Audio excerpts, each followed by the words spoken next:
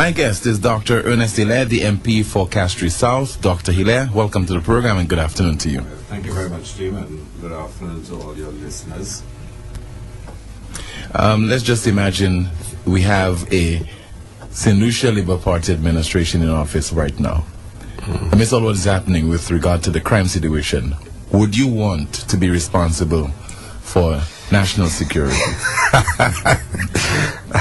That's a real difficult one, Tim. There are few things that I would consider as a challenge, and I would be frightened of taking on, and certainly this is one of them because of the rapid deterioration of our social environment right now in the country. But aren't you well placed with your training and everything? Well, I mean, put that way, I think I have a sensitivity towards social development. I started off in youth and community work, and my first degree was sociology and political science. So I think I have a greater sensitivity towards social programming. And of course, fighting crime is a multifaceted approach, legal, social, psychological, whatnot. And I guess I would always have a bias towards the social development aspect because of my own background. That's why sometimes you find in governments tend to weigh heavily on legal solutions, more laws, more prisons, more this because of the background of individuals, whatnot. But it is an immense challenge facing us. And I think I made a point last night, Tim, that I, for one, do not support politicizing crime. And I've always said that, you know, when we speak about politicization of crime, we should not do so. And for a simple reason, when we make people believe that the causes and the solutions lie within politicians, you start down a slippery road. Once you open that door, it will be very difficult to close that door. We must always send a message that crime is a societal problem that has to be confronted by the society. And I've been very critical of the last campaign where I fought the Prime Minister, then leader of the opposition, making a statement that Kenny cannot make St. Lucia safe, but he promised that he will make St. Lucia safe.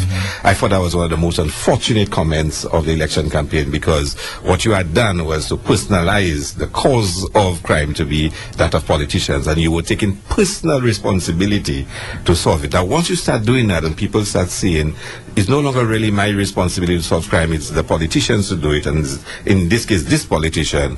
And again, I must add, I mean, the crime symposium started this morning, and the person who made a personal pledge to the country that he was going to solve crime, the present Prime Minister, I don't think he was present, and he said he was going to make St. Lucia safe, and we are in desperate times. We've never had so many murders in St. Lucia like we've done this year, and people are looking forward for some practical measures. I heard Minister Guy Joseph, and it's not very often I agree with him, but there is some, you know, validity in what he's saying, that we need to solve the small things as well. If we can start solving small things and create an atmosphere and an environment where there seems to be a very clear commitment to solving crime, that can be the start of something. If we give the impression, Dr. Hilaire, that politicians should not be playing a leading role in fighting crime, and it's a societal issue, then do you think we run the risk of being rudderless as far as tackling crime? Because where does it start? Who is responsible? Do you put a face to the person who should be leading the charge on that particular Well, this always has to be the law enforcement agencies. The minister and the rest of the government and the Prime Minister is about creating the policy framework, making sure that the different components come together. The law enforcement deals primarily with legalistic and criminal justice. Then you have the social programs to try and nip it in the bud. You have some of the psychological support programs for family and human services to ensure that that component is also taken care of. So it's multifaceted.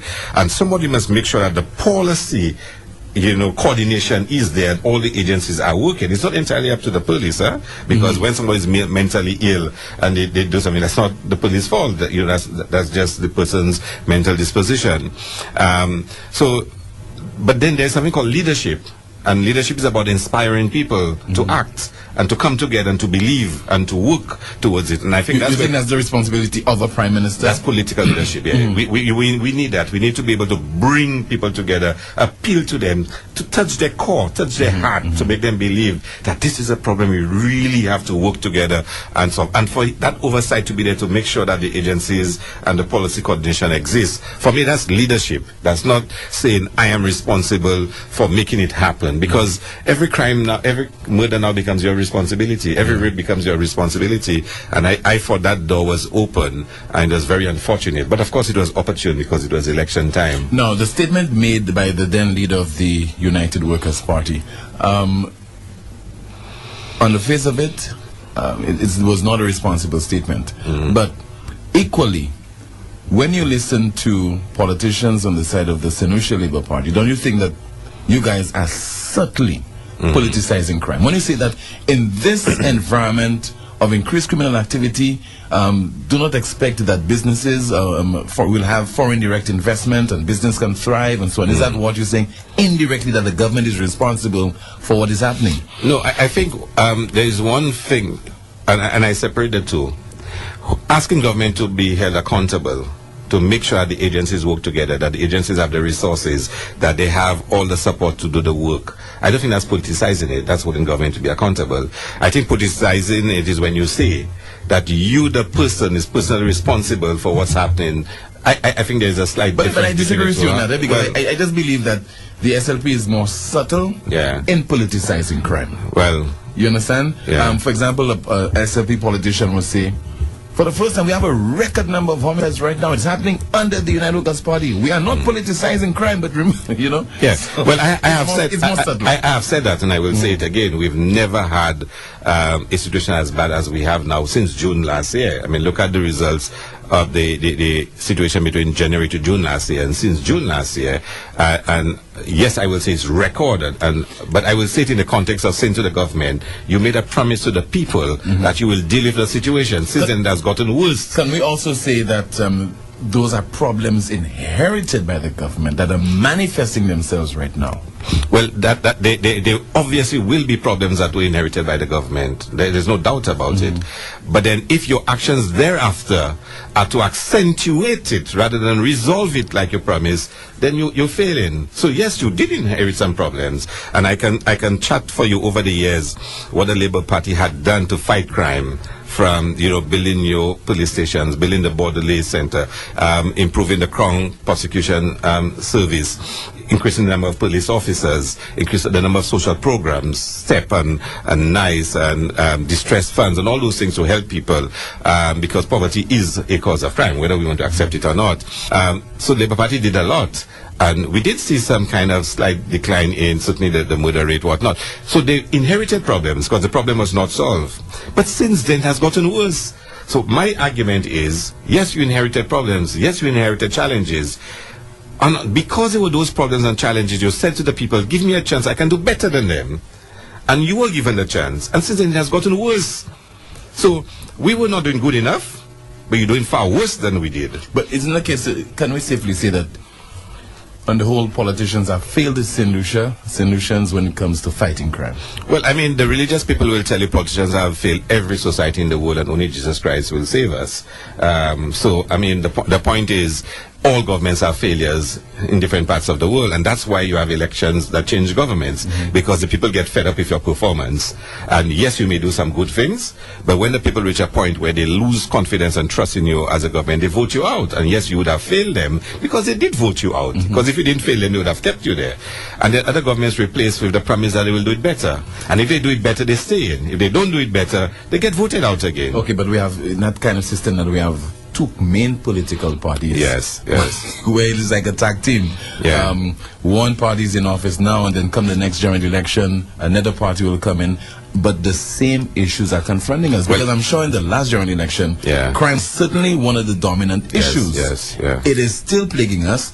Come the next general election, Godspeed, I'm sure that crime will still be the dominant issue. Well, because probably it's a perennial social problem that we've really not come to terms with. But what should be different is the Labour Party now has to take stock of what the previous Labour Party administration did and come up with some new and fresh thinking. Because you can't go and repeat the same things you did before that was not succeeding or people did not accept. Now, it could be there's a lagging effect that it would take time for your policies and your programs to really bear fruit. But the point is the Labour Party, and this is something that's going to happen over the next 2 years, we have to go internally and review its performance in government in a very direct way and to come up with new approaches. I mean, someone like myself, I was not in government. There are a lot of suggestions I would have that we can add to the program we had for fighting crime based on my own experiences, my own communities that I represent and what they are saying to me they want to see as part of a response to crime.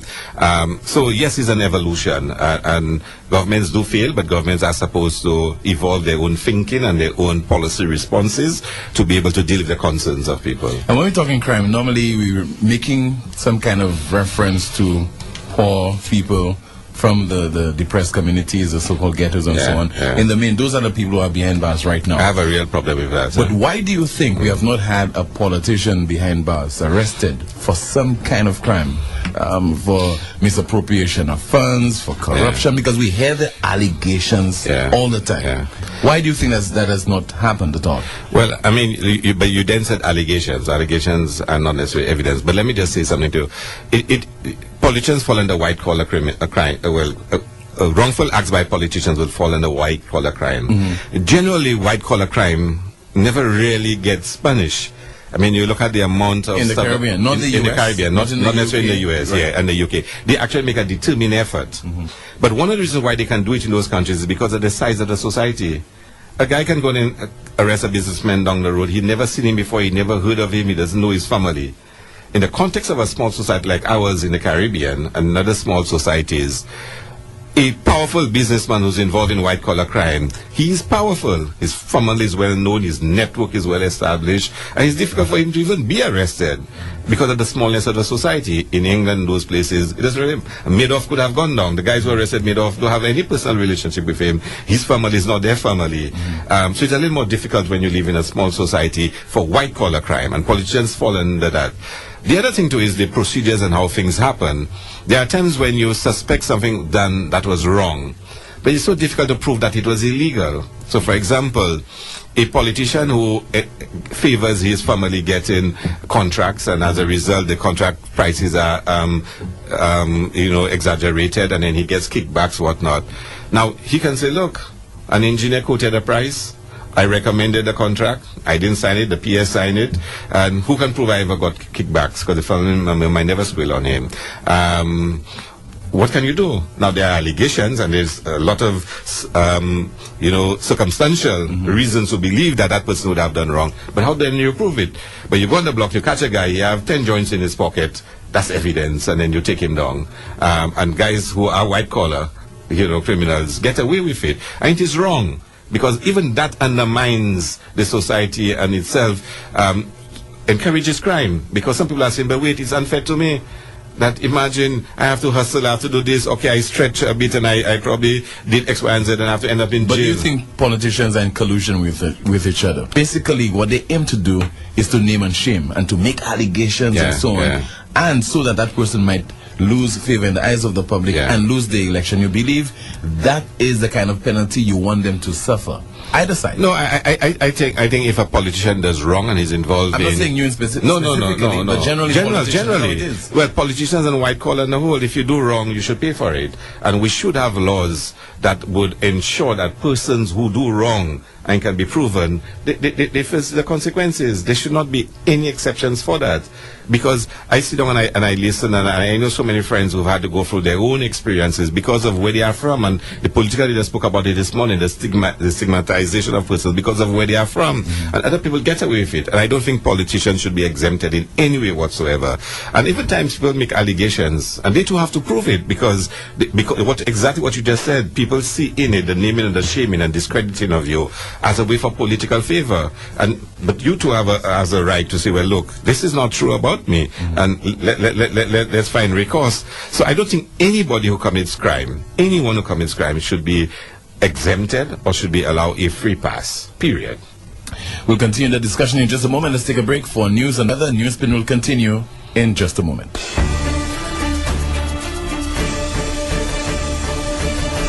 Welcome back. Thank you so much for staying with us. This is Newsspin on Radio Caribbean International. I'll be seeking some extra time from you, Maureen, because I have 2 more guests coming up on the program. Just like to put you on the spot. But we continue to have our discussion with Dr. Ernest Hilaire, MP for Castries South.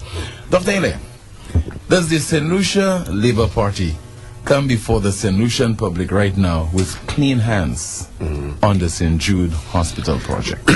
Well, I'm not sure exactly what you mean by clean hands, and I'll tell you why. I'll tell you why. Let's just reflect on something, Tim. The hospital started under Stephenson King as Prime Minister. Yeah. Under Stephenson King, the scope of the repairs would change. The government changed. The Labour Party came into power.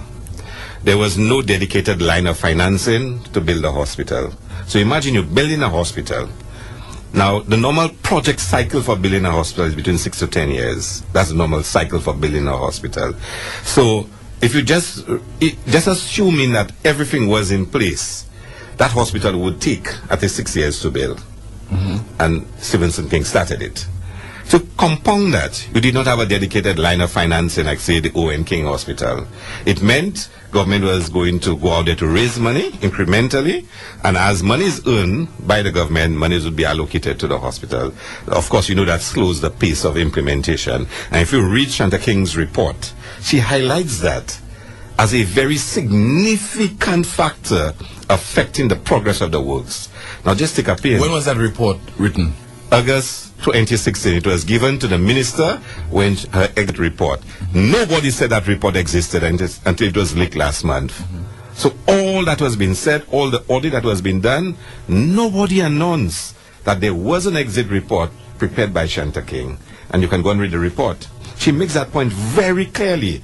One of the contributing factors to the slowness of implementation was the financing of the project. And the pace of the work did not really accelerate until Dr. Anthony went to Taiwan and got a loan of 20 million US to accelerate the works to try and get that hospital finished. So, by then 2016, the government changes. Now the government inherits. Before that, was there any dialogue between the government and Ms. Shanta King? The new government? The previous St. Lucia Labour Party administration. Yes, she was the project manager. She was kept on. She was formed from the previous UWP, and she was kept. What I'm asking, was there any dialogue between? Well, they had to be because she was project manager. So therefore, why did the then Prime Minister, Dr. Kenny Anthony, the then Health Minister, Ernest, promised that the hospital be completed within a specific period? Because that was before the SLP exited office. No, good question. But of course, remember, they are saying things technical people are telling them. So they will be getting progress reports that will say to them, we'll finish in 9 months. And it is something, for example. So I mean, in journalism, we have to attribute. So they were not attributing it. They were just saying the hospital will be open at this specific time. The hospital will be open. If I know I have to make a statement in Parliament during budget about the hospital, and I call the project team and ask, can you give me a time your will be completed? They tell me we'll finish in 7 months. I mean, I will think. I remember, for example. But knowing everything that you know now, don't you think you should say the project team? They promised that the hospital will be completed within 7 months. But probably. But let me just complete the narrative, the point I was making. The difficulty we have, and the difficulty people in the South have, is not whether Stephenson King made errors, it's not whether Kenny Anthony made errors. They want the hospital finished. That's the simple point. No, that's your point. But for me, the big issue is... So the big issue for you is not whether or not the hospital is finished. It is. It is a significant point. Yeah. But you see, we without going forward, we must also look back. So, and that's fine, Tim. But don't you think you can finish the hospital and still understand what happened? What I would love to hear, I would love to hear the LPM say that to me. I would understand. If the LPM are saying, this government has to complete the hospital within a reasonable period, I will understand. They were out of office. But the St. Lucia Labour Party has been in office for 5 years in the life of that project. Yes. And you are the guys making the most noise with regard to its opening. Right. And I'm explaining to you why. Then let me explain to you why. I decided to explain to you why. I explained to you how it started with Stephenson King. And even then a deadline was given that the hospital repair would have been in a few months. And that was not kept. And I've said to you why there was slowness in implementation, both technical and financial. It was not finished. It was not finished. The point is now, the monies were left behind to continue the work that was going on with a view to finishing it in the shortest possible time. So you can chastise Labour Party for not finishing it. You can do that. But is the Labour Party willing to take any kind of responsibility for not finishing it? But again, I explained to you. I'm not asking you. No, Does the Labour Party want to take any responsibility for this? Tim, for my own self, I don't see any difficulty in the Labour Party saying, look, the hospital was going to take 6 years. If you say we had to finish it in the 5 years we were there, that's your point of view. If you tell us you believe we were not efficient in implementing it, that's fine. No, I don't want to tell you that. I want you to say what? To say, or to agree that there's some responsibility. In some what? Blame that should be apportioned to the SLP for not completing. Can I ask you, based on, if you do research on how long it takes to build a hospital, the resources required to build a hospital, and then you contrapose it with what happened, do you think necessary blame had to be attributed, that somebody had to be blamed for finishing a hospital in 5 years when it takes 6 years to build a hospital? Well, my counterpoint to that is that the SLP did not know what they were talking about. They did not know anything about the project. Well, then you can falter. You can falter politicians for repeating deadlines that technical people give them, which were not realistic. You can also falter the politicians maybe for offering hope and making people believe that they could finish it faster than they really could. Especially on the eve of a general election. But that's fine. That's fine. But Tim, the point is, no works has been going on for 18 months.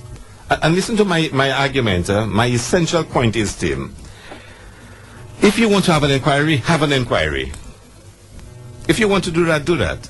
If you want to have an audit like you did, have the audit, which you did, and you spent $1 million on the audit. Then table the audit. Let the public discuss it. And if you have to ascribe blame to the Labour Party, do it. I have no difficulty with that, Tim. None. You can come with whatever you say and criticize the Labour Party. I have no difficulty with that. I will try to defend and explain why what happened. But can you justify stopping works for 18 months? Tim, if you are concerned about the people of the South, like the United Workers' Party say they are, right? Why not finish the hospital? It's 18 months, Tim. No works. Stevenson King did not stop works. Kenny Anthony did not stop works. Even in the most trying times when they did not have money and they were trying to redesign the scope and the scale of what they were doing, the works never stopped. It might have slowed down. It never stopped, Tim. Tim, just visualize that. For 18 months, no works have progressed at the St. Jude site. Labour Party may have made mistakes. Stevenson King may have made mistakes. But both of them had clear intentions and good intentions to finish a hospital. They had their challenges, no money, changing of scope, technical issues, but they wanted to finish a hospital. Listen to that, and works were continuing. They may have given dates for completion which were not realistic, but they wanted to finish the hospital and they were working towards finishing it. This government has stopped the works. How can you tell me you want to finish a hospital but you've stopped the works? Do you think that the government has certain challenges that is confronting right now? Because we've heard about the quality of the workmanship. It is in question. The St. Lucia Medical and Dental Association made reference to this. Yes. The nurses made reference to this as well. Hear that. And I'm not going to argue. I listened to the former Minister of Health under the UWP, Mondesi, speak. And it's only then I really understood all what they're talking about, quality of works and design. But he actually said the background to it. And I understood what he was saying. And where I was critical of the UWP then for what they were doing, I understood the background to it after he spoke and he explained. So that's fine, they may have issues. But the Engineer Association president, and Mr. Peters, as you know, is a person who is very knowledgeable on those issues. But he explained clearly, and he stated a way forward for dealing with this matter. To suggest to me that because you have difficulties with some of the designs, you have difficulty with X, Y, and Z, you've stopped the works for 18 months? 18 months. And in the midst of stopping it for 18 months, Tim, it's not like you stopped for 3 months, you had an audit, and then you resume the works, and then you're chastising other people. You stop it, you had the audit, and for 18 months, no work has happened. And then in the middle of that, you're hearing, we're going to demolish the hospital. Now wait, hold on, huh? We're going to demolish it.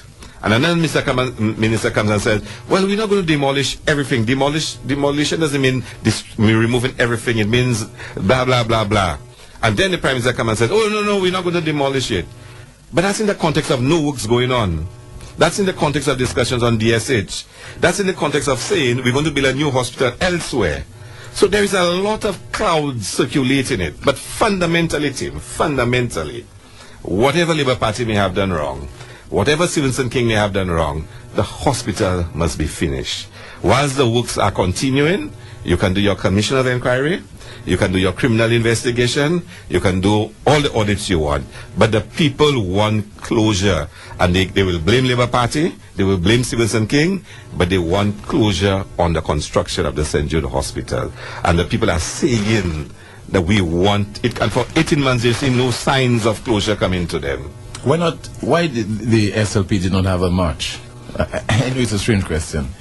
While it was in office, especially its supporters did not have a march on the opening of the St. Jude Hospital. Because works were progressing. Why have a march now? Because the work here, Tim, you're not marching when you're seeing works taking place. It might be taking place too slow. You might hear there's no money, but works were taking place, Tim. You're not going to march if you're seeing some progress happening. It might be slow, but there's some progress happening. But now there's no progress happening. For 18 months, there's no works, Tim. You call that progress when the hospital cannot be opened? No, but the point I'm making to you, period, that project being undertaken. Then you would say that the workmen are slow, they're not working fast enough. Prime Minister get the guys to think. The Prime Minister might report and say, well, I'm hoping to finish it in 9 months' time, blah, blah, blah. But works are taking place. Workmen are there, Tim. But right now, Tim, there's no works, Tim. That's what you have to address centrally. And I want you to focus on that, Tim. How can you explain to me, Tim, in humanistic terms, that you would have stopped the works for 18 months, Tim? How can you explain that to me in terms of operational terms, that you want to finish a hospital, but you stop the works for 18 months? It's almost contradictory.